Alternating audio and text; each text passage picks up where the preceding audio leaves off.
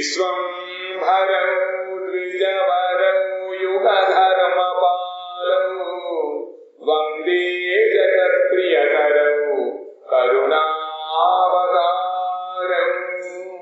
వంశీ విభూషితకరం నవనీరదాభాత్ పీతాంబరాగరుణబింబఫలాధరోష్ఠాత్ పూర్ణేందు సుందరముఖాదరవిందనేత్రాత్ కృష్ణాత్ పరం కిమపి తత్వమహం న జానే రాధే బృందావనాధీశే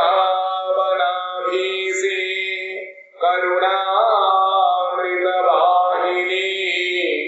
కృపయా నిజపాదాబ్జ దాస్యం మహ్యం ప్రదీయతాం బృందాయై తులసీదేవ్యై ప్రియాయై కేశవస్య చ కృష్ణ భక్తి ప్రదేవి సత్యవత్యై నమో నమః నారాయణం నమస్కృత్య నరం చైవ నరోత్తమం దేవీం సరస్వతీం వ్యాసం తతో జయముదీరయేత్ శ్రీకృష్ణ చైతన్య ప్రభు నిత్యానంద శ్రీ అద్వైత గదాధర శ్రీవాసాది గౌర భక్త వృంద హరే కృష్ణ కృష్ణ కృష్ణ హరే హరే హరే రామ రామ రామ హరే హరే త్వమాదిదేవం కరుణానిదానం తమాలవర్ణం సుహితావతారం అపార సంసార సముద్ర సేతుం భజామహే భాగవత స్వరూపం. శ్రీమద్భాగవతం ద్వితీయ స్కంధములో యోగులు ఏ విధంగా భగవంతుడిని తమ హృదయములలో ధ్యానిస్తూ ఉంటారో ఆ విధానాన్ని ఇక్కడ చెబుతూ అంత అంగుష్ట పరిమాణంలో ఉండేటువంటి భగవంతుడు ఎంత అందముగా ఉంటాడు, ఎటువంటి ఆభరణములు ధరించి ఉంటాడో అవన్నీ కూడా చక్కగా వర్ణించారు. భగవంతుడి యొక్క పాదపద్మముల నుంచి ప్రారంభం చేసుకుని క్రమక్రమముగా అతని యొక్క కిరీటము వరకు కూడా ప్రతి అవయవాన్ని వేరువేరుగా ధ్యానము చేయాలి. యావన్న జాయేత పరావరేస్మిన్ విశ్వేశ్వరే ద్రష్టరి భక్తి యోగః తావత్ స్థవీయః పురుషస్య రూపం క్రియావసానే ప్రయతస్మరేత. బ్రహ్మాది దేవతల కంటే శ్రేష్ఠుడు, సర్వసాక్షియు, విశ్వేశ్వరుడు అగు భగవానుని యందు ప్రేమ లక్షణ భక్తి యోగము కలుగనంత వరకు మనకి ఏం కలగాలిట? ప్రేమతో కూడిన భక్తి యోగము కావాలి. భక్తి యోగం చాలా రకాలుగా ఉంది. జ్ఞానమిశ్ర, కర్మమిశ్ర, ఇంకా ఏవో కావాలి మిశ్ర, ఇవన్నీ ఉంటాయి. అలా కాకుండా భగవంతుడి యందు ప్రేమ ని కలిగించే లక్షణములు ఉండాలి. ప్రేమ ఉంది అంటే లక్షణాలు ఉండాలి కదా. జ్వరం వస్తే లక్షణాలు ఉంటాయి. ఆ విధంగానే భగవంతుడు మనకు అనురాగం వచ్చినట్లయితే కొన్ని చిహ్నములు గుర్తులు ఉంటాయి. దానికోసం రూపం భక్తి రసామృత సింధు అని గ్రంథం రాశారు. భక్తి అనేటువంటిది రసము, అనుసమానమైనటువంటిది. అందులో మళ్ళీ అది సముద్రం అన్నమాట. అమృత సముద్రం రాశారు. అది చూస్తే మనకి అసలు భక్తి అందరూ తెలుస్తుంది. నిజంగా భక్తి లక్షణాలు ఉన్నాయా, భక్తి నటిస్తున్నానా తెలుస్తూ ఉంటుంది అన్నమాట. కాబట్టి ప్రేమ లక్షణములతో కూడిన భక్తి యోగం మనకి కగనంత వరకు కూడా అవశ్య కర్మలు మనం ఆచరించాలి. లేకపోతే రెంటికి చెడ్డ రేవడగా అయిపోతుంది. ఎందుకని ఆ ప్రేమ భగవంతుడి ప్రేమ కలిగేంత వరకు కూడా విధి మార్గాన్ని మనం అనుష్ఠించవలసినది. కాబట్టి అవశ్యకములకు కర్మలను అనుసరించిన పిమ్మట ప్రయత్నపూర్వకముగా విరాట్ పురుషుని స్థూల రూపమును స్మరించవలెను. స్థిరం సుఖం చాసనమాశ్రితూయతి యదాచిహాసురిమమంగలోకం దేశే చ కాలే చ మనో న సజ్జయేత్ ప్రాణాన్ని యచ్చేన్ మనసాజిదాసు. రాజా, ఏ రాజు గారు? మహారాజు కాదు, పరీక్షణ మహారాజు. జితేంద్రియకుడు వ్యక్తి ఈ దేహమును విడువదలచినప్పుడు దేశమునందు అంటే పుణ్యక్షేత్రమునందు కాలమునందు ఉత్తరాయణాదులయందు మనస్సును లగ్నము చేయరాదు. పుణ్యకాలం కోసం చూస్తూ ఉంటే దాని ఎందే మనసు ఉంటుంది, కానీ భగవంతుడి ఎందు రాదు. చక్కగా నీకు వచ్చేది భీష్మ ఏకాదశి. భీష్ముడు ఇచ్ఛామృత్యువుని పొందిన వాడై చక్కగా భగవంతుడు వచ్చిన తర్వాత ఆ యుధిష్ఠిరాదులందరికీ కూడా భగవంతుడి సహస్రనామాన్ని బోధించిన తర్వాత కోరుకుంటాడట, రావయ్య నా ముందు ఉందని చెప్పి ఆ భగవంతుడి యొక్క చక్కటి పదనార విందమును చూస్తూ తన హృదయములో భగవంతుడి పార్వతులను నిలగొడుపుకొని ఇచ్ఛతో ఆయన ఈ లోకాన్ని వదిలిపెట్టి వెళ్ళిపోతాడు. ఎవరికైతే ఈ విధముగా జితేంద్రుడై ఉండి దేహమును విడువదలచినప్పుడు దేశమునందు కాలమునందు మనస్సును లగ్నము చేయరాదు. స్థిరము సుఖకరము అగు ఆసనముపై కూర్చుండి ప్రాణములు జయించి మనస్సుతో ఇంద్రుడు నిగ్రహింపవలెను. ఆ మృత్యుబాధ వేరుగా ఉంటుంది, జితేంద్రుడికి బాధ ఉండదు.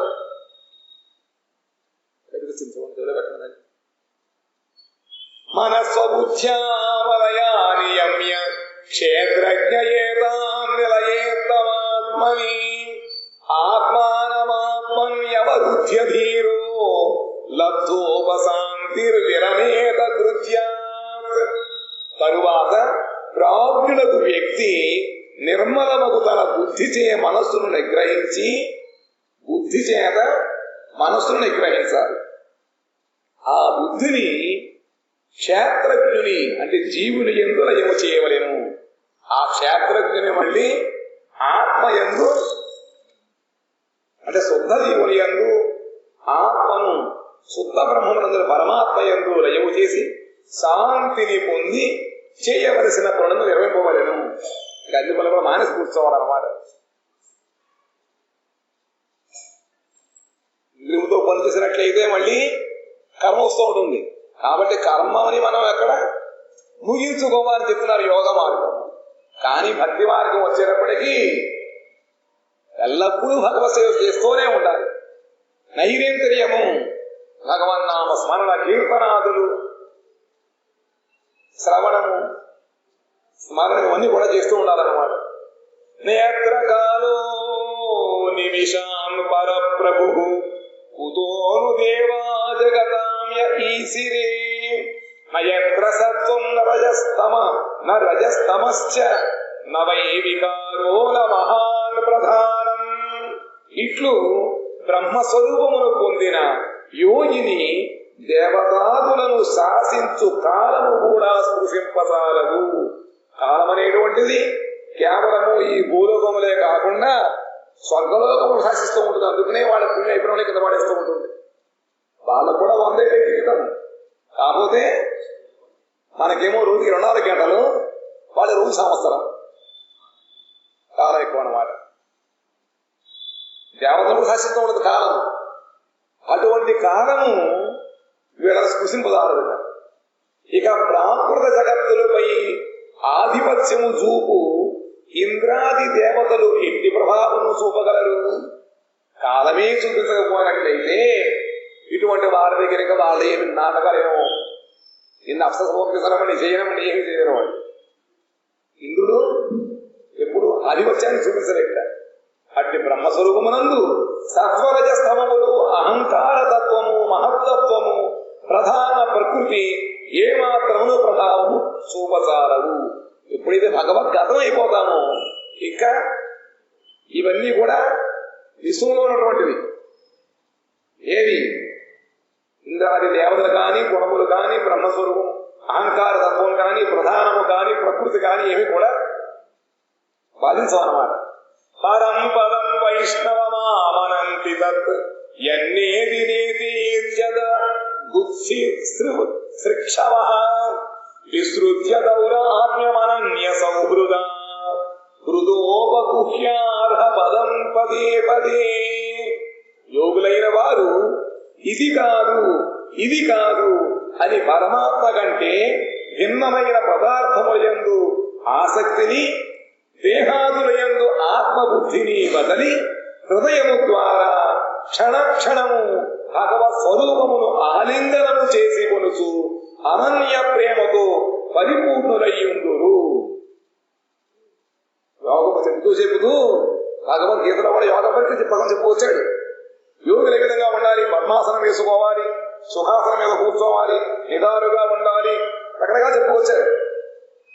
చూడండి ఏం చెప్పాడైనా, యోగినామపి సర్వేషాం మద్గతేనాంతరాత్మన శ్రద్ధావాన్ భజతే మాం తమే యుక్త అని చెప్పి, యుక్తముడు అని భగవంతుడు చెప్పాడు అన్నమాట. ధ్యానం చేసే లాభం ఇలా చెప్పేటప్పుడు చక్కటి దివ్యమంగళ విగ్రహం మనం స్మరిస్తూ ఉండాలి, ఆయన సేవ చేస్తూ ఉండాలి. ఇవన్నీ కూడా చాలా కఠినమైనటువంటి క్రియలు. అందుకనే మనకి చక్కగా సులభమైనటువంటి ఈ భగవంతుడి యొక్క నామ రూప గుణముల శ్రవణము, కీర్తనము, స్మరణము, భగవత్ సేవ చేస్తున్నట్లే మనకి తెలియకుండానే అవన్నీ కూడా భగవత్పరంగా అయిపోతాయి. నిత్య వస్తువు సేవిస్తూ ఉంటాయి. చెప్పి చేయించడానికన్నా చేస్తూ ఉంటారు వాడు అయిపోతూ ఉంటాయి అన్నమాట. ఎప్పుడైతే మనం వాటిని చేయించాలనుకుంటామో అప్పుడే అన్ని రకాలైన అవరోధాలు వస్తూ ఉంటాయి. దాని అందే దృష్టి ఉంటూ ఉంటుంది. కానీ ఇవి చేయడం మనకి తెలియకుండానే మన ఇంద్రియం ప్రవృత్తి అంతగా వెళ్ళిపోతుంది అన్నమాట. మన యొక్క ప్రమేయం అక్కర్లేకుండానే. కాబట్టి ఆ విధముగా భక్తి మార్గాన్ని మనకి పెద్దలు అనుగ్రహించారు. ఇది కాదు ఇది కాదు అని కాదు, భగవత్ సేవకి ఏది ఉపయోగపడదు. ఆనుకూలిత సంకల్ప ప్రాతికూల వివర్జనం చక్కగా చెప్పుకొచ్చారు. వెరీ ఈజియెస్ట్ కదా అన్నమాట. అసలు ఈ భక్తి మార్గం అంటే అంటారుట, మూర్ఖుడు కూడా తెలియలేని వాడు కూడా చక్కగా ఎటువంటి ఇబ్బంది లేకుండా వెళ్ళిపోగలుగుతాట. రాజమార్గం అన్నమాట. కాబట్టి ఏం చేయాలిట? భగవత్ అనాత్మ వస్తువులు, ఆత్మ వస్తువు అంటే నిత్యము భగవత్తు సంబంధం ఉండేటువంటి, నిత్యము భగవంతుడు సంబంధం ఉండేటువంటి వాటిని ఆత్మ వస్తువులు అంటారు. అనాత్మ వస్తువులు అంటే భగవత్ సంబంధము లేకుండా ప్రాపంచిక వస్తువులు, మనల్ని భగవంతుడి యొక్క స్మరణ నుంచి వేరు చేసేటువంటి, బహిర్ముఖత కల్పించేటువంటి అన్నీ కూడా అనాత్మ వస్తువులు. కాబట్టి ఏవి ఆత్మ వస్తువులు వాటిని గ్రహిస్తూ అనాత్మ వస్తువులని ఇది కాదు అని పక్కన పెడుతూ ఉండాలి. వ్యక్తి భగవంతుడి కన్నా భిన్నమైన పదార్థముల యందు ఆసక్తిని వదిలిపెట్టాలి. భగవత్ సంబంధం లేనటువంటి వస్తువులు మనకి ఎంత పెద్దమైన అవసరం లేదు. పెద్ద పెద్ద బిల్డింగ్ ఉండనివ్వండి,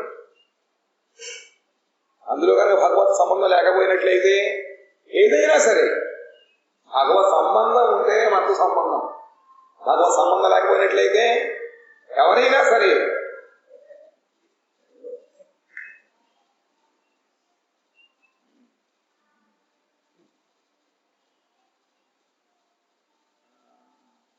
ఒక శ్లోకం ఉంటుంది కదా, అందులో స్వజనో నసస్యాత్ అన్నారు. భార్య నసస్యాత్. పితృలు కాదు, తల్లి కాదు, తండ్రి కాదు. ఎవరైతే భగవత్ సంబంధాన్ని మనకి వ్యతిరేకిస్తూ ఉంటారో వాళ్ళతోటి అంటే ఉచిపెట్టి బొమ్మలు కాదు, సంబంధం ఆసక్తి కూడా వదిలిపెట్టాలి అంతే. భగవత్ సంబంధం అనుకోవడం మన యొక్క సంబంధం అది తెలుసుకోవాలన్నమాట. ఆ విధముగా ఉండి దేహాదులందు ఆత్మబుద్ధిని వదిలి హృదయము ద్వారా క్షణక్షణము భగవత్ స్వరూపున ఆలింగనము చేసుకోవచ్చు. చేతుపడుకోవడం కాదు, హృదయముతో ఉపకరించుకోవాలి. అంటే నిరంతరం ప్రీతిపూర్వకంగా భగవంతుడు స్మరిస్తూ ఉండాలి. అనన్య ప్రేమతో పరిపూర్ణులయ్యుందురు. అనన్య ప్రేమ ఉందా మనకి? అన్య ప్రేమ, అన్య ప్రేమ లేదు. అది పరిపూర్ణమై ఉండాలిట. పరిపూర్ణత్వం పొందాలి భగవత్ ప్రేమలో. ఏదో కాసి 5 నిమిషాలు భగవత్ ప్రేమ కలిగి ఉంటారు, మళ్ళీ మిగతా వాళ్ళు ఎందుకు కలిగి ఉంటారు కుదరదు. 2 సార్లు అక్కడ మనసేపు భగవత్ ప్రేమ తర్వాత అయిపోయింది. నిత్యం ఉండాలన్నమాట. అది విష్ణు భగవానుని పరమపదమని సర్వశాస్త్రములు కీర్తిస్తున్నవి. ఆ విధముగా కనుక నైవేంతర్య భగవత్ స్మరణ ఉన్నట్లయితే అదే పరమపదము. ఇక్కడ ఉన్నా ఎక్కడ ఉన్నా ఒకటే. నిరంతరము భగవత్ సంబంధముతో ఉన్నప్పుడు ఇంకా అది ఏ లోకమైతే ఇత్థం మునిస్తూ పరమే వ్యవస్థితో విజ్ఞాన దృగ్వీర్య సురంధితాశయ స్వపాష్టినా పీడ్య గుదంతతో నిరం స్థానేషు షట్సూన్నమయేచితక్లమః. ఇట్లు బ్రహ్మస్వరూపమునందు ఉన్నవాడు శాస్త్ర జ్ఞాన ప్రభావము చేత విషయవాసనలు సమూలముగా నష్టమైన వాడు అగు యోగి శ్రమలేని వాడై తన పాదపూల మూలము చే మూలాధారమును నిరోధించి ప్రాణవాయువును షట్చక్ర భేదన రీతితో పైకి తీసుకొని పోవలేను. క్రమముక్తి సత్యముక్తి చెప్పారు. సత్యోముక్తి క్రమముక్తి, ఇదంతా క్రమముక్తి అన్నమాట. చెప్పుకొస్తున్నారు ఈ విధంగా చేయాలి. ఆ బ్రహ్మస్వరూపనందు నిరంతరము ఆయన ఉండాలన్నమాట. ఇంకా ప్రాపంచిక సంబంధం ఉండకూడదు. ఇంకా శాస్త్రజ్ఞాన ప్రభావము చేత విషయ వాసనలు పూర్తిగా నిర్మూలన అవ్వాలట. ఎంతవరకు మనకి శాస్త్ర జ్ఞానము సంబంధ జ్ఞానము కలగదో అంతవరకు మనకి ఈ ఆరాటాలు అవి పోవన్నమాట. విషయవాసన పూర్తిగా వాసన కూడా పోవాలిట.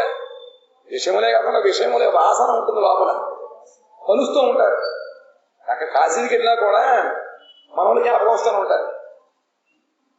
అక్కడ వెళ్ళింది ఒక ఆవిడ అంత్యకాలంలో కనుక కాశీలో పోయినట్లయితే ఆ పరమేశ్వరుడు చక్కగా మన శవరంలో తారక మంత్రాన్ని ఉపదేశిస్తాడు. అనాయాసంగా వెళ్ళిపోతాడు.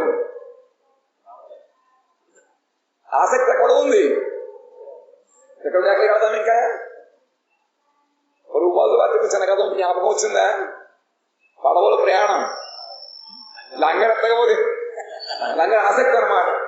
అది ఎత్తకపోతే ఎంత స్పీడ్గా మనం హరినామం చేస్తే ఎలాగా ఎక్కడ అక్కడే ఉంటారు. కాబట్టి ఆసక్తి ఉండకూడదు. ఆసక్తి భగవంతుడిగా ఉండాలి.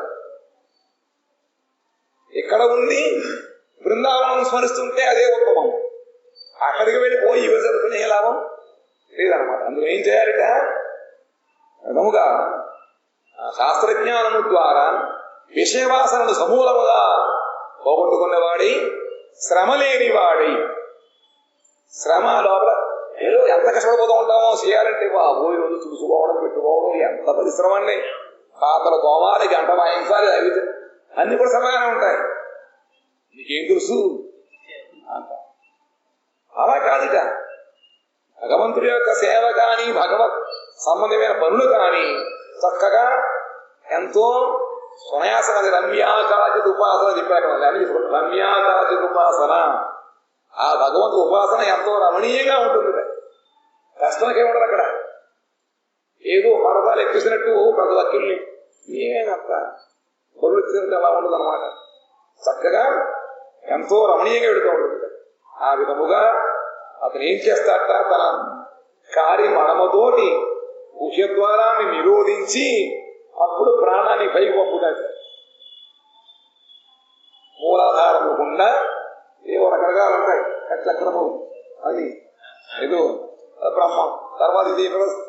ఏదో ఉంది సహస్రారమో మనకు తెలియదు, అవన్నీ ఉంటాయన్నమాట. నాభ్యాంసితం హృద్యధిరోప్య తస్మాత్ ఉదానగద్యో రచితం నయేన్ముని తతోనుసంధాయ ధియా మనస్వీ స్వతాలు మూలం సరకైరయేత. మొదట నాభికి క్రింద భాగమునున్న స్వాధిష్టాన చక్రము నుండి నాభి అందరి మణిపూరక చక్రములోనికి అతడు నుండి ప్రాణవాయువును హృదయమునందున్న అనాహత చక్రములోనికి, అనంతరము అతడి నుండి ఉదాన వాయువు గతిని అనుసరించి దాన్ని కంఠమునకు క్రింది భాగమున విశుద్ధ చక్రములోనికి తీసుకొని పోవలేను. దీన్ని ప్రాణవాయువుని తీసుకుపోవాలట. తర్వాత పిమ్మట సమ్యక చిత్తులకు ముని బుద్ధి ద్వారా అనుసంధానము చేసి దానిని మెల్లమెల్లగా తాళుమూలములోనికి తీసుకొని వెడలవలెను. తాళుమూలములోనికి తీసుకురావాలన్నమాట. ఇప్పటికి సుమారు 15 సంవత్సరాల క్రితం నేను చెప్తూ ఉన్నాను. ఇక్కడ ఒక ఆయన యోగిస్తూ ఉండేవాడు, ధ్యానం కూర్చోడు అనమాట. కూడా తెలుసుకునేవాడు. ఆయన ధ్యానం చేస్తుంటే ఆ వాయువు వచ్చి తినకపోదు కదా, ఇవన్నీ ముందు శుద్ధం అవ్వాలి. లోపల చాలా కష్టం, చాలా జాగ్రత్తగా ఉండాలి, లేకపోతే పిచ్చైపోతుంది, పిచ్చైపోతుంది, వేరు పెట్టేస్తున్నాం అనమాట. ఇక్కడ వచ్చేటప్పటికి ఆయనకి తిప్పేసేది, ఇప్పటికి వదిలేసేవాడు. ఎక్కడ కూడా చెప్పి రాదు చెప్పి పంపించేశాను. మృదంగా వాయిస్తుంటే ఇక లోపల ఇక్కడ దొరేసేవాడు, అక్కడ కూర్చునేవాడు. ఆనే వెళ్ళిపోయి. కాబట్టి చాలా శ్రమతోటి తర్వాత ప్రత్యవాయువులు ఏముంటుందంటే విడిచికొట్టేది చాలా ఎక్కువ ఉంటాయి. అందులో ఏమాత్రం లేకపోయినా కూడా బిపి రైజ్ అయిపోయి నాలుగు పగిలిపోయి చవడం ఏముంటాయి. కపల మోక్షం కాదు, కర్ణమోక్షం ఇంకో మోక్షం అయిపోతున్నప్పుడు.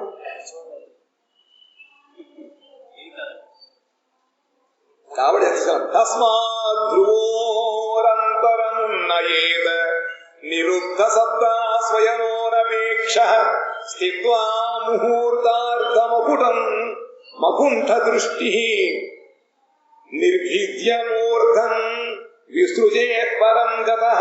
2 చెవులు, 2 నేత్రములు, 2 ముక్కులు, ముఖము అను ఈ 7 ప్రాణ మార్గము నిరోధించి తాళమూలము నుండి ప్రాణవాయువును గ్రహించి 2 కనుమల నడుమనున్న ఆజ్ఞా చక్రమునందు ఉంచవలెను. ఆసక్తి లేని వాడైన సోము అసలు ఒక అర్ధక్షణం ముహూర్తము ఆ వాయువును నిలిపి స్థిరమగు లక్ష్యముతో దానిని సహస్రారములోనికి తీసుకుని వడలి పరమాత్మ యందు ఉంచవలెను. పిమ్మట బ్రహ్మరంధ్రమును భేదించి శరీరేంద్రియాదులను విడువవలెను. అది ఆ విధంగా అక్కడి సహస్రాన్ని తీసుకెళ్ళి అక్కడి నుంచి బ్రహ్మదారు నుంచి వెనకడికి యోగులు కనుక ముచ్చుగా వెడబడతారు, కొబ్బరి పగలు కొట్టేవారు. అలా వెళుతుంది. అది ఎటువంటి సునాయాసంగా అనమాట. ఎక్కడ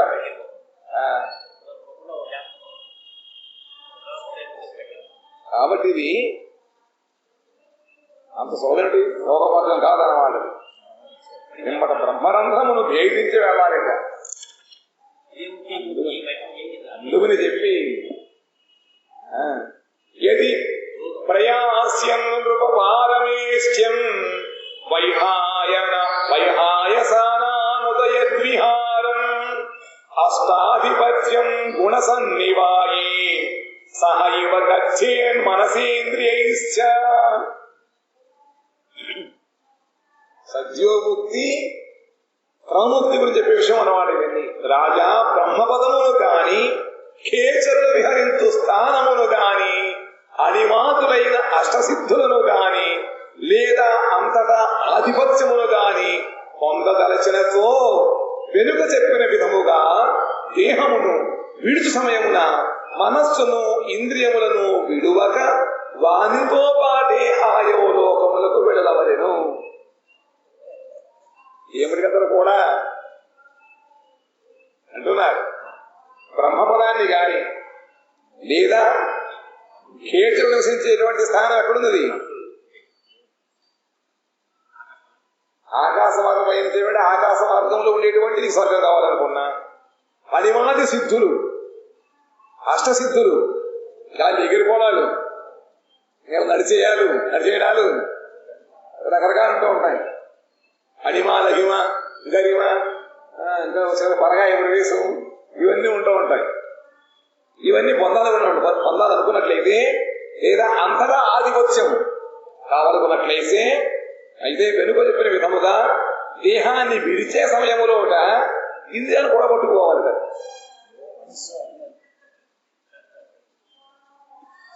మనస్సును ఇంద్రియుడు విడువక వానితో పాటే ఆ యోగములకు వెళ్ళవలెను.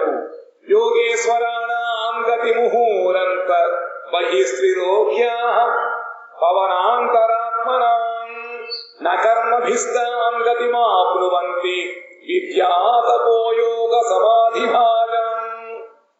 వైశ్వానరం యాతి విహాయ సాగతః సుషుమ్నయా బ్రహ్మపథేన శోచిషా విధూతకల్పోథ హరేరుదస్తాత్ ప్రయాతి చక్రం నృపశైసుమారం. ఉపాసనను, తపస్సును, యోగమును, జ్ఞానమును సేవించు యోగులకు మూడు లోకముల లోపల బయట అంతా స్వేచ్ఛగా విహరించు అధికారము కలుగును. లోపల బయట అన్ని చోట్ల కూడా, అంటే బ్రహ్మాండము లోపల 14 లోకములను ఇంకా బయట అవన్నీ కూడా స్వేచ్ఛగా విహరించే అధికారం కలుగుతుందట. యోగుల శరీరము వాయువు వలె సూక్ష్మముగా నుండును. కర్మిష్ఠులు కర్మల ద్వారా ఇట్లు స్వేచ్ఛగా విహరింపజాలరు. కర్మయోగము ద్వారా సాధన చేసినటువంటి వాళ్ళు ఈ విధంగా విహరించలేరు. ఎవరైతే యోగులో క్రమక్రమంగా వాడి యొక్క ప్రాణము ఇవన్నీ కూడా తేలికవుతాయి కాబట్టి వాళ్ళు ఇష్ట ప్రకారము ఎగిరిపోగలరు అన్నమాట. ఇవన్నీ అవుతూ ఉంటాయి. విశ్వంలో చేసేవారి విధంగా. ఇంకా రాజా జ్యోతిర్మయ మార్గమైన సుషుమ్నా నాడి ద్వారా బ్రహ్మలోకమునకు వెడలు యోగి మొదట ఆకాశ మార్గము ద్వారా అగ్నిలోకమునకు వెడలును. ఏ విధంగా వెళతారు చూడండి. ఆకాశ మార్గం ద్వారా వెళ్ళాలి. ఇదే క్రమముక్తి అంటే. ఇది మన గోపకుడు చక్క తీరికి వెళ్ళిపోయాడు, కష్టాలు పడ్డాడా? చక్కగా బృహదమం విన్నాం.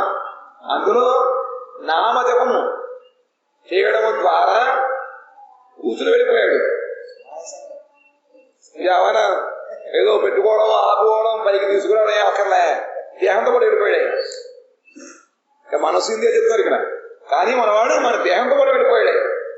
అది గొప్పది, ఇది గొప్పదా? ఏది సులువు, ఎటువంటి కష్టము లేనటువంటిది, ఇంకా సైడ్ ఎఫెక్ట్స్ రాకుండా ఉంటుంది. ఏం చేయాలట? జ్యోతిర్మయ మార్గమైన సుషుమ్న నాడి ద్వారా బ్రహ్మలోకములకు వెడలు యోగి మొదట ఆకాశ మార్గము ద్వారా అగ్నిలోకములకు వెడలును. అతడ కల్మషములన్నీ తొలగిపోగా పైన హరి యొక్క శిశుమారమును జ్యోతిశ్చక్రం మీదకు చేరును. వస్తానమాట. తిరిగైన తర్వాత అగ్నిలోకము ద్వారా వెళ్ళినప్పుడు మరణమంతా కూడా అగ్ని శుద్ధి చేస్తారనమాట. అప్పుడు జ్యోతిశ్చక్రమై వెళ్తాడు ఆయన. తద్విశ్వనాభిం త్వతివర్జ్య విష్ణు అనీయసా విరజేనాత్మనైకః నమస్కృతం బ్రహ్మ విదాముపైది కల్పాయుషో యద్విభుదారమంతే. అనంతరము విశ్వాత్మకుడకు పురుషునకు నాభిస్థానీయమగు ఆ విష్ణు చక్రమును నిర్మలమగు లింగ శరీరము ద్వారా అతిక్రమించి మహాకల్పాయుష్కులకు భృగువు మున్నగు మహర్షులు విహరించు మహర్లోకమునకు ఒంటరిగానే వెడదును. చూడండి, సారమే మన భాగవతం చదువుకున్నాం. అంతేనా? ఈ భాగవతం ఏ వర్ణించబడ్డాయో, మిగతా పురాణాలు ఏ వర్ణించబడ్డాయో అవన్నీ కూడా చక్కగా మనకి చిన్న కథలేగా అన్ని చెప్పుకుంటూ అక్కడ ఎవరిని వర్ణించారు? సనాతన గోస్వామి. ఏమిటిట? ఈ విధముగా విశ్వాత్ముడు భగవంతుడి యొక్క నాభిస్థానం ఉన్నటువంటి ఆ విష్ణు చక్రము నిర్మలము లింగ శరీరము ద్వారా అతిక్రమించాలి.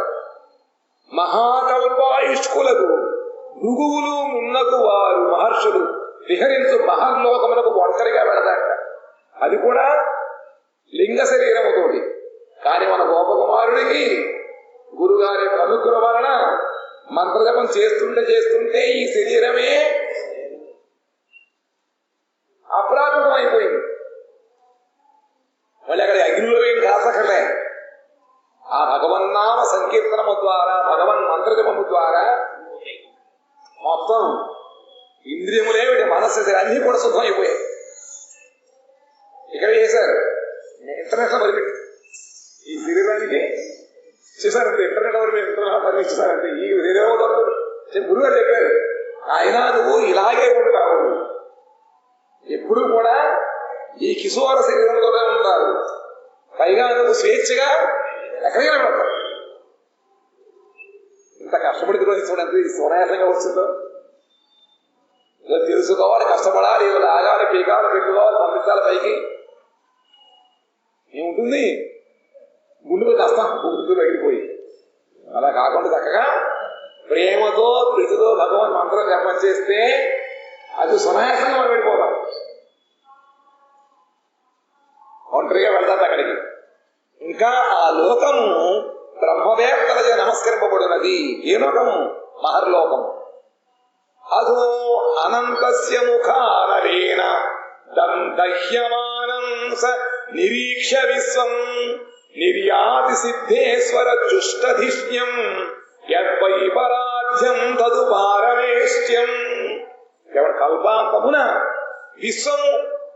విశ్వము అనంతుని ముఖము నుండి వెలువడు అగ్నిచే దగ్ధమగుట చూచి యోగి సిద్ధేశ్వరుడు విమానములతో కూడుకున్నదియు 2 పరార్థకాలముల వరకు ఉండునదియు అగు బ్రహ్మలోకమునకు వెడలను.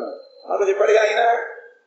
కల్పాంతములందు కింద ఉన్నటువంటి ఆ అనంతదేవుడి యొక్క ముఖాగ్ని చేత సమస్త లోకములు ధ్వంసం అవుతున్న పుట్ట వాళ్ళు మహర్లోకం నుంచి పైకి పోతారు. తక్కువ సచిలోకం ఉంటాయి. భూలోకం ఉన్న భువర్లోకం,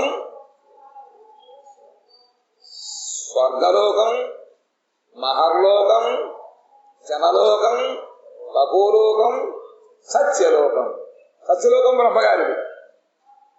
ఈ మహర్లోకం వరకు కూడా కల్పం అయిపోతుంది, నీకు పోతూ ఉంటాయి. ఆ వేడికి వాళ్ళంతా కూడా వదిలిపోయి వెగిరిపోతూ ఉంటారు. చెప్పారు కదా, ప్రళయాగ్నికి ఆ లోకం అంతా కూడా వేడికి పోతుంటే పైకి పోతారు. అక్కడికి క్రమక్రమంగా ఇవన్నీ మార్గం గోపం చూపించాడు. కాబట్టి మనకి చాలా సునాయాసంగా ఉంది, అర్థం చేసుకోవచ్చు. వెళ్తారట. నయత్ర శోకో నజరా న మృత్యు ఆర్తిర్న చోద్వేద ఋతే కుతశ్చిత్ యచ్చిత్తతోధ కృపయా నిదం విదాం దురంత దుఃఖ ప్రభవానుదర్శనాత్. ఈ భగవద్ధ్యానము ఎరుంగని ప్రాణుల అనంత దుఃఖములకు కారణము తెలుసుకొని వారి అందరి దయచే చిత్తము వలన కలుగు దుఃఖము తప్ప ఆ బ్రహ్మలోకమున ఎక్కడా శోకము గాని, వార్ధక్యము గాని, మరణము గాని, ఆర్తి గాని, భయము గాని ఉండదు. వండుకోవడం తినుకోవడం అక్కర్లేదండి. ఇక్కడ ఆకలి ఉండదు, ఏముండదులే. ఒకే ఒక కూడుదులే. ఇతర ప్రాణుల యొక్క దుఃఖాలను చూస్తే మనకి దుఃఖం కలుగుతుంది. అయ్యో వాళ్ళు ఏడుస్తున్నారే అని చెప్పి వాడేది దయచేత కలిగేటువంటి దుఃఖం తప్ప, శోకం తప్ప మనకి స్వాభావికమైనటువంటి దుఃఖము కాని, శోకము కాని, ముసలితనం కాని ఒక సౌరణము ఎంత పైసా తినచ్చు. మరణము గాని, ఆర్తి గాని, భయము కాని ఏమి ఉండవట ఎక్కడ? సత్యలోకములో. తతో విశేషం ప్రతిపద్య నిర్భయస్తేన ఆత్మనా పోనల మూర్తిరత్వరం జ్యోతిర్మయో వాయుముపేత్య కాలే వావ్యాత్మనాథం బృహదాత్మలింగం. పిమ్మట నిర్భయుడకు యోగి పృథివీతత్వము నుండి జలమూర్తిని జ్యోతిర్మయుడై వాయురూపమును పొందును. అనంతరము ఈ వాయు స్వరూపముతో పరమాత్మమూర్తి స్వరూపముకు ఆకాశ రూపమును పొందును. ఘ్రాణేన గంధం రసనేన వైరసం రూపం చ దృష్ట్వా శ్వసనం త్వచైవ శ్రోత్రేణ చోప్యేత్య నభో గుణత్వం ప్రాణేన చ కూటిముపైతి యోగి. ఈ యోగి ఘ్రాణేంద్రియములకు గ్రాహ్యముకు గంధమును, రసనేంద్రియములకు గ్రాహ్యముకు రసమును, చక్షుర్గ్రాహ్యముకు రూపమును, త్వగింద్రియ గ్రాహ్యముకు స్పర్శమును, శ్రవణేంద్రియ గ్రాహ్యముకు ఆకాశ గుణముకు శబ్దమును, కర్మేంద్రియ గ్రాహ్యకముకు ఆ క్రియా సమూహమును అతిక్రమించును. సత్యలోకం తర్వాత బ్రహ్మాండమునకు 7 ఆవరణలు ఉంటాయి. పంచభూత ఆవరణములు, దాని తర్వాత మనస్, బుద్ధి, అహంకారము, చిత్తము, ఇవన్నీ కూడా అన్నమాట. అవన్నీ క్రమక్రమ దాడుకు వేయడం వల్ల గోపకుమారుడు ఎటువంటి ఇబ్బందులు అక్కడ వెళ్ళిపోయాడు. కానీ వీళ్ళన్నీ కూడా కాసేపు కూర్చుని అన్ని మొదలగొట్టుకుని క్రమక పెడుతున్నారు అన్నమాట. ఇది క్రమముక్తి. అవన్నీ వదిలిపెట్టారు. ఒకదంటే వదిలిపెట్టేసి పైకి వెళ్తాం. నభూత సూక్ష్మేంద్రియ సన్నికర్షం మనోమయం దేవమయం వికార్యం సంసాద్య గత్యా సహ తేన యాతి విజ్ఞానతత్వం గుణ సన్నిరోధం తేనాత్మనాత్మానముపైతి శాంతం ఆనందమానందమయోవసానే ఏతాం గతిం భాగవతీం గతో యః స వై పునర్నేహ విషజ్యతేంగా. తరువాత అతడు స్థూల సూక్ష్మభూతముల యొక్క ఇంద్రియముల యొక్క లయస్థానమును సాత్విక రాజస తామసాహంకారములను పొంది ఆ అహంకారములతో కూడా విజ్ఞానతత్వములకు మాత్రం చేరుకొను. అసలు నుండి గుణములకు లయస్థానముకు ప్రధానములోనికి చేరును.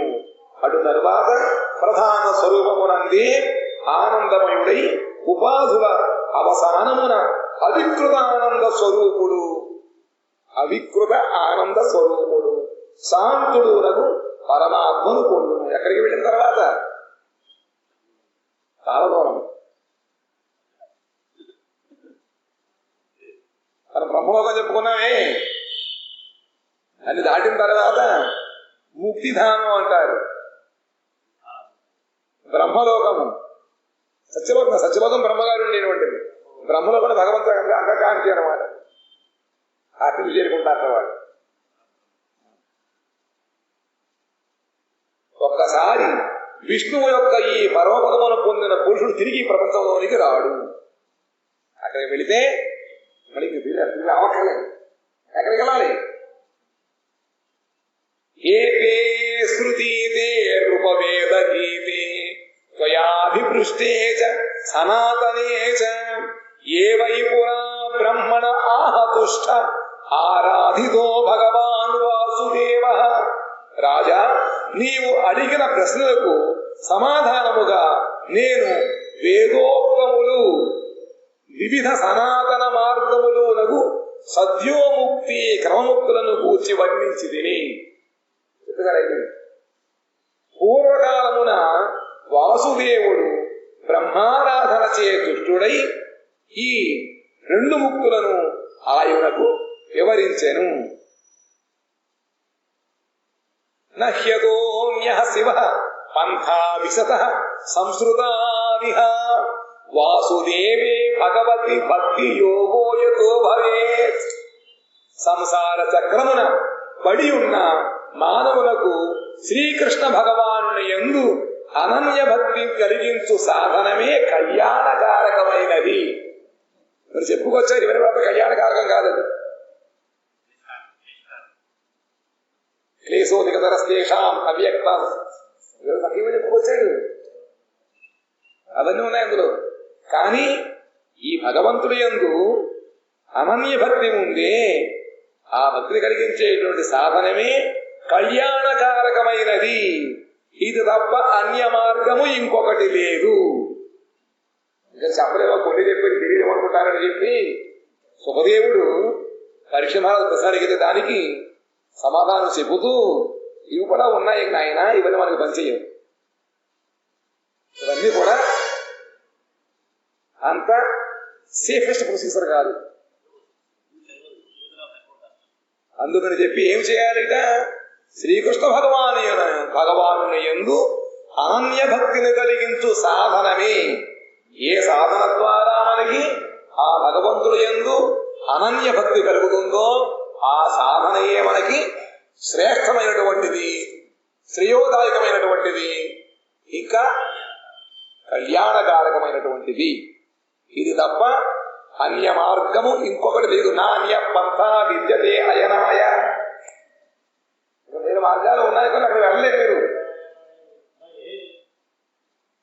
భగవాన్ బ్రహ్మ కాశ్రేణ త్రియన్వీక్ష్య మనీషయా తదధ్యవశ్యత్ కూటస్థో రతిరాత్మన్ యతో భవేత్. బ్రహ్మదేవుడు ఏకాగ్ర చిత్తముతో సర్వ వేదములను ముమ్మారు పరిశీలించి, ఎవరుట బ్రహ్మగారు ఏకాగ్ర చిత్తముతో తన యొక్క 4 ముఖముల ద్వారా 4 కళల ద్వారా సర్వవేదములను ముమ్మారు పరిశీలించాట. ముఖ్యంగా 3 సార్లు చేశాట.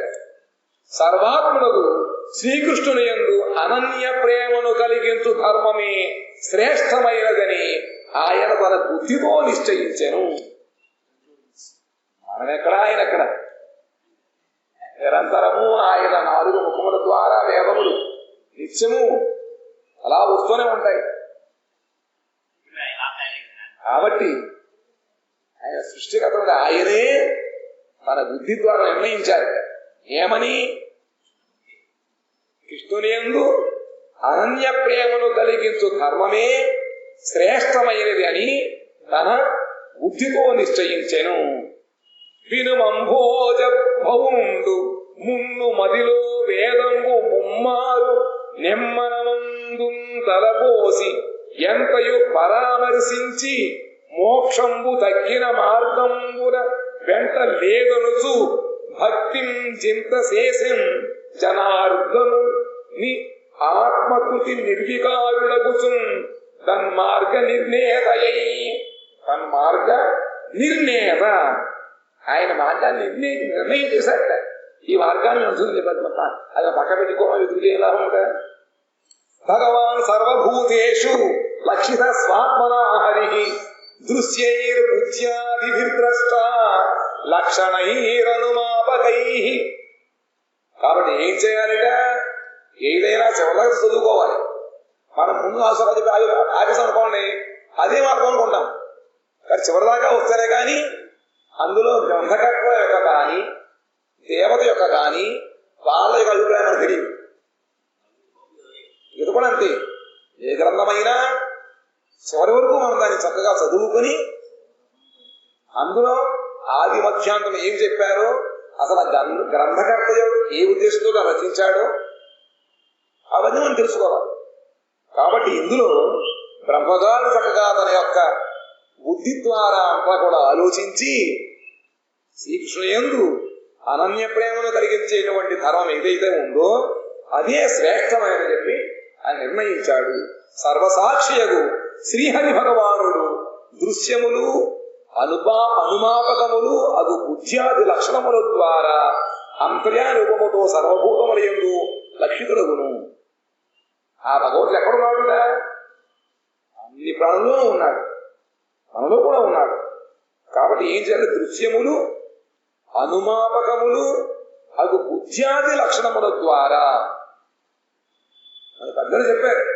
ఇంతకు ముందు శ్లోకాలు చెప్పిన భగవంతుని ఏ విధంగా మనం ఉంటాడు? ప్రాదేశ మాత్రముతోటి చక్కగా సర్వ అవయములతోటి సర్వ ఆవరణములతోటి సర్వ అస్త్రములతోటి ఆయన ఉంటున్నాడు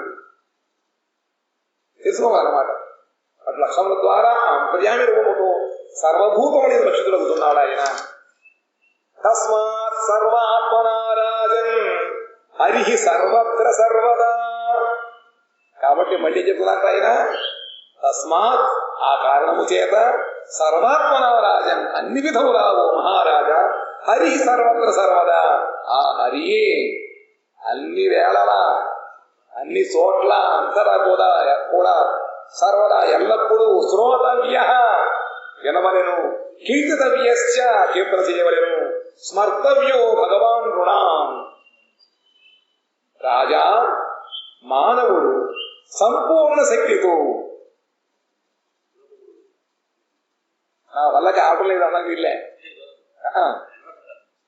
సంపూర్ణ శక్తితో అంతటా అన్ని వేళల ఆ శ్రీహరిని శ్రవణ కీర్తన స్మరణాదులను చేయవలెను.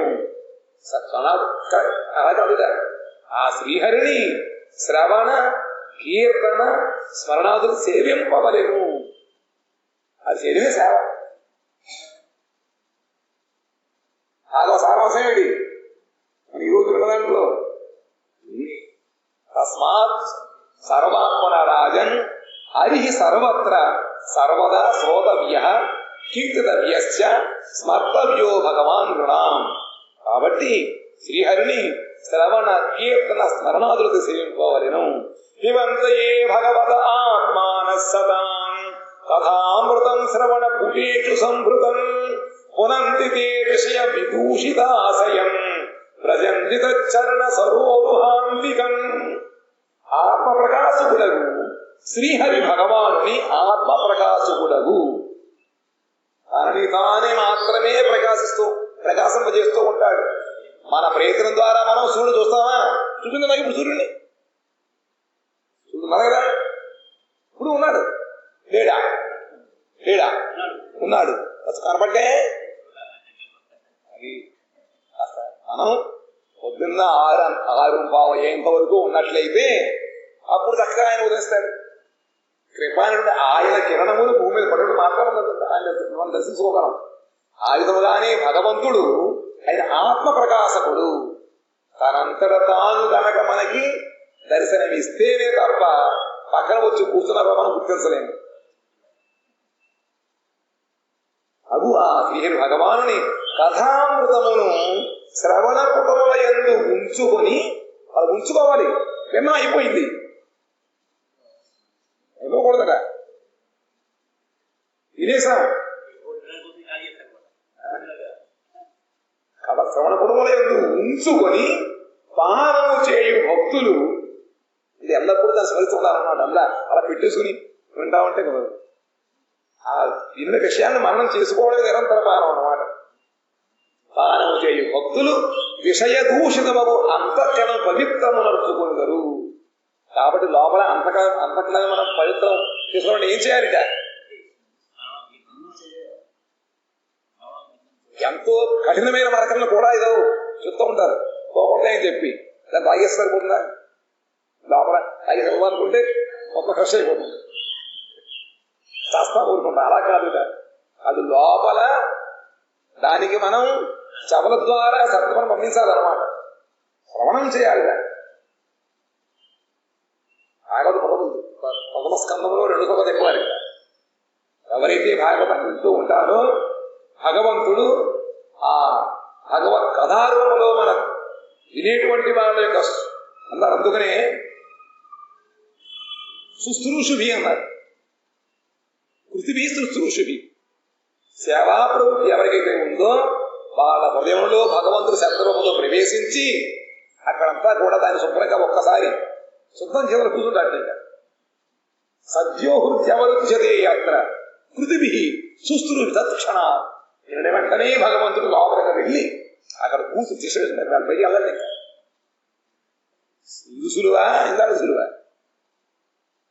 కాబట్టి ఆ కథామృతమును మనం వింటున్నట్లయితే, పాలన చేస్తున్నట్లయితే విషయం ద్వారా దూషణ అయిపోయింది. మన అంతకన్నా అంతా విషయముల ద్వారా దూషణ అయిపోయింది. ఇది ఒక్కరోజు 1 గంట ఎన్నో కోట్ల జన్మల నుంచి మనం చేసే పనులన్నింటి ద్వారా కూడా వచ్చినటువంటి అంతా కూడా అది వాసన రూపం ఉండిపోయింది అనమాట. పొగదూరిపోయింది బాగా. ఆ దూషణ కలుషితం అయిపోయింది అనమాట. అందుకనే భాగవతం ఉంటుందిలే. మరి ఏం చేయాలి? ఈ విధంగా వినగా విషయ దూషణ అంతఃకళమును పవిత్రము నడుచుకొని మనం వచ్చే సౌకర్యం చేయరు. మనం వింటుడు పవిత్రం అవుతూ ఉంటుంది. భగవానుని పాదపద్మం కలవు చేరుదురు. అయిపోయింది. భగవంతుని చేరతాను అని చెప్పి చెబుతూ ఇది శ్రీమద్భాగవతే మహాపురాణే బ్రహ్మసూత్ర భాష్యే పారమహంస్యాం సంహితాయాం వైయాసిక్యాం ద్వితీయ స్కంధే మహాపురుష సంస్థానం వర్ణనం నామ ద్వితీయోధ్యాయ. కాబట్టి ఇది చెప్పినా కూడా చివరి చెప్పింది ఏమిటి? భగవంతుడి యొక్క నామరూప గుణ లీలని నిరంతరము శ్రవణము స్మరణము కీర్తనము చేయుటయే శ్రేష్టమైనటువంటి సాధన. వాంఛా కల్పతరుభ్యశ్చ కృపా సింధుభ్య ఏవ చ పతితానాం పావనేభ్యో వైష్ణవేభ్యో నమో నమః.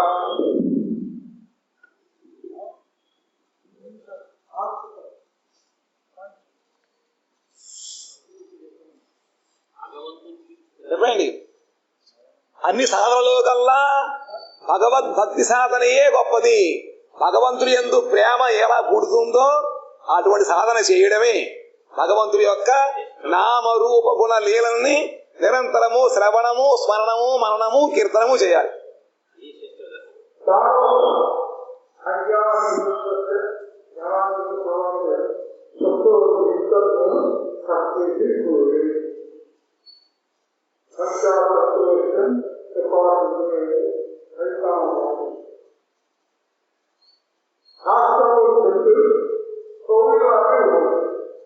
అన్ని గ్రంథాలు రాసించిన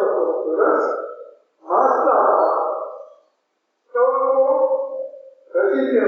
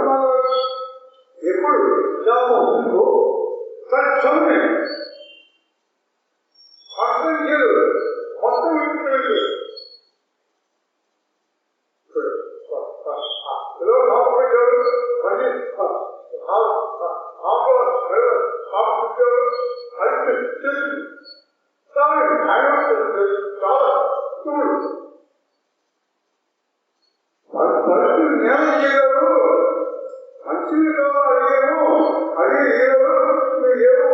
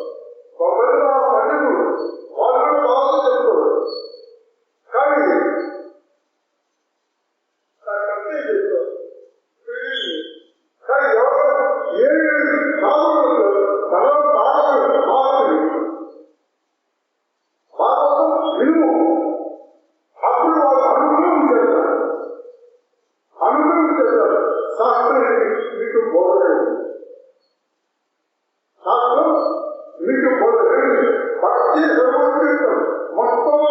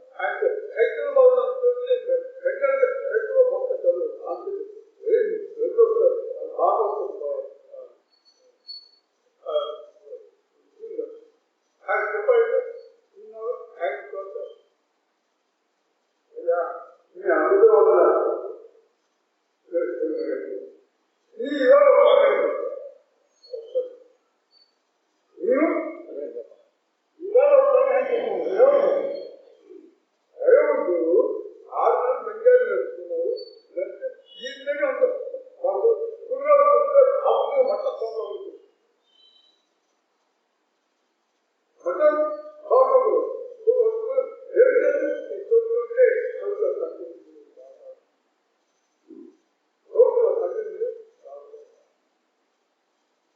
ఎవరికి వినాలి అట్లా ఉత్తముడు కావాలి అనంతరం ఎవరి దగ్గర వినాలి ఎవరి సరళంగా పరిచయాలు ఎవరు కావాలి పోషిస్తారు కావాలి వాళ్ళు ఏ విధంగా వాళ్ళ జీవిత త్యాగం అక్కడ త్యాగం ఉంటే బాగా ఉంటుంది ఆ విధంగా బాగా శరీరం అనేటువంటి దాంట్లో ఆచరణ ఉంటే మనం చేస్తూ ఉంటే మన జీవితం దాని కృష్ణ కీర్తన బాగా వినాలి దానికి పట్టించాలి ఇంత పట్టించదు మనకి చెప్పారు శాస్త్రం మనకు బోధ చేయడం ప్రాణాయం కాదు మన బుద్ధికి మన తెలియకి శాస్త్రం బోధలు శాస్త్రం చెప్పారు కోసం చెప్పారు భాగవతం పరిస్థితులు సూర్యకే తల్లి సూర్యకే ఇదంతా కథంతా చెప్పారు మనకు తెలుస్తుందా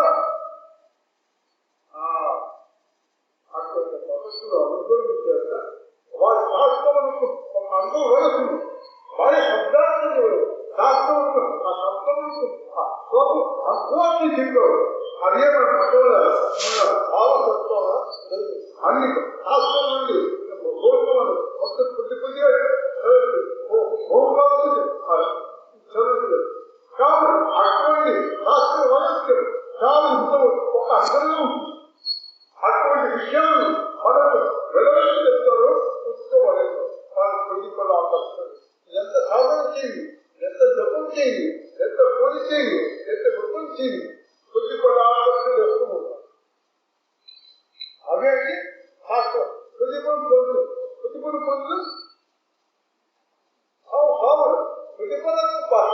కోరిక లేకుండా నిష్కామం ఉంటుంది